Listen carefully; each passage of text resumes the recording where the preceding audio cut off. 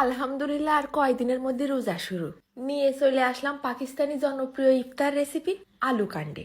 জলদি করে শেয়ার করে রাখো, পরে খুঁজে না পালি যেন আমারে দোষ দিতে আসে না। আসসালামু আলাইকুম।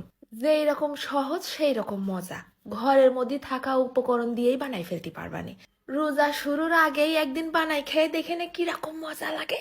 তা নিয়ে নিছি বড় বড় সাইজ দেখে 3 সাইডে আলু, গোশে দেওয়ার মতো সাইজ করে ধাপড়া ধাপড়া করে কাটিয়ে নিছি। তারপর এরকম লম্বা লম্বা শাসলিকের কাঠির মধ্যে গাইথে নিচ্ছি। তোমাদের মন চাইলে তোমরা নতুন নতুন ঝাঁটার কাঠিও নিতে পারো। ঠিক এরকম করে সব আলুগুলো গাইথে নেব। খুব সাবধান, হাতে যেন আবার ফুটাই ফেলে না। হয়ে গেছে আমার আলু গাঁথা। এইবার একটা কড়াইয়ের মধ্যে 1 জগ মতন পানি ফেলাই দিলাম। তার মধ্যে দিয়ে দিচ্ছি বেশ খানিকটা নুন, আর দুটো সাইডে জিরা কাঁচা ঝাল, আর একটুখানি হলদির গুঁড়ো। ঢাইকে দিলাম কিছুক্ষণ, পানিটা ফুটে উঠতে লাগুক। যেই পানিটা ঘোড়ার মতন টকবক করে ফুটা শুরু করেছে, তখন আবার ওই আলুগুলো ছেড়ে দিছি।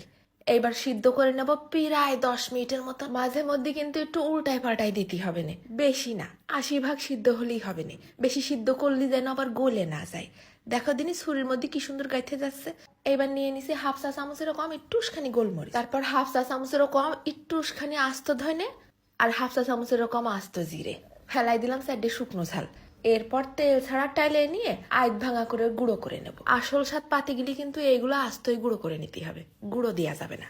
পাউরুটি নেই, তাই কি হয়েছে, চার সাথে খাওয়ার জন্য টোস্ট আছে না, ওই ভাঙা ভাঙা টোস্ট গুলো নিয়েই গুঁড়ো করে নিচ্ছি। একটা না থাকলে তার কাম আর একটা দিয়ে চালাই দিবা। এইবার একটা গামলার মধ্যে দিয়ে দিলাম 1 টেবিল চামচের মতন গুঁড়ো দুধ, আর 1 টেবিল চামচের মতো টমেটোমের সস। একদম জিরি জিরি করে কুচে নিছি বেশ কিছুটা ধনে পাতা।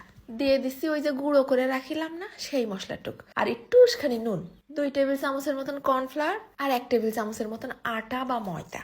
কর্নফ্লাওয়ার না থাকলে চালের গুঁড়ো মেরে দিতে পারো। এবার অল্প একটুখানি পানি দিয়ে একদম ঘন আঠালো একটা গুলা বানাই নেব। বেশি পাতলা হয়ে গেলে কিন্তু আবার আলুর গায়ে লাগবে না। ভিডিওতে দেখো কিরাম ঘন, ঠিক এইরকম ঘন হবে যেন আলুর গায়ে একটা পরত পড়ে যায়। গুলা মাখাই নেওয়ার পর আলুর গার পরে টোস্টের গুঁড়ো মাখাই নেব, কোথাও যেন টোস্টের গুঁড়ো লাগতে বাদ না পড়ে। এরকম করে সব আলুর কাঠিগুলো আগে বানাই রেখে দেই, তারপর চুলোই দিবানে।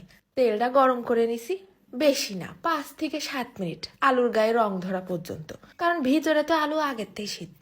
উল্টে পাল্টে চারিপাশ কিন্তু ভাইজে নিতে হবে না। দেখিছো কি সুন্দর একটা কালার হয়েছে, দেখলেই মনে হচ্ছে এখনই দাঁত নিয়ে কটা কামড় বসে আসি। আলুর উপরটা হেভি মুসমুসে, আর ভিতরটা একেবারে নরম। একটা একটু টিপে দেখাই, দেখো দিনই গলে যাচ্ছে।